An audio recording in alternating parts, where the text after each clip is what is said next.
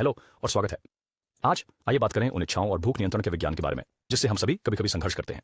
इच्छाएं खास खाद्य पदार्थों के लिए तीव्र लालसा होती है जो आमतौर पर चीनी, नमक या वसा में उच्च होती हैं। ये केवल भूख की बात नहीं है, यह हमारे मस्तिष्क की रसायन, भावनाओं और आदतों से भी जुड़ी होती है। जब आप सुखद खाने का सेवन करते हैं तो आपका मस्तिष्क डोपामिन, जिसे अच्छा महसूस कराने वाला हार्मोन कहते हैं, छोड़ता है। यह एक चक्र बनाता है। जितना अधिक आप लिप्त होते हैं उतना ही अधिक आप लालायित होते हैं। यहाँ क्रेविंग्स को नियंत्रित करने और एपेटाइट को प्रबंधित करने के लिए 10 विज्ञान समर्थित सुझाव दिए गए हैं। 1. प्रोटीन युक्त भोजन करें। प्रोटीन आपको अधिक समय तक भरा रखता है और भूख के हार्मोन को कम करता है। 2. हाइड्रेटेड रहें।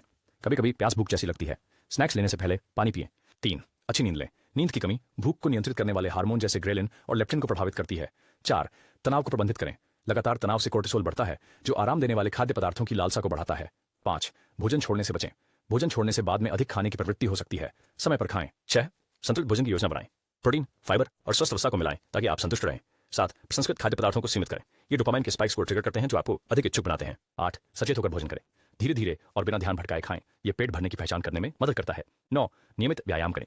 शारीरिक गतिविधि स्वाभाविक रूप से भूख को नियंत्रित करती है और मनोबल बढ़ाती है। 10. भावनात्मक खाने को समझें। खुद से पूछें, क्या मैं भूखा हूं या बस बोर, उदास या तनावग्रस्त हूं? याद रखें, क्रेविंग्स सामान्य हैं, लेकिन उन्हें प्रबंधित करना सीखना एक स्वस्थ, अधिक संतुलित जीवन की ओर ले जा सकता है। जागरूकता और स्मार्ट विकल्पों के साथ नियंत्रण करें।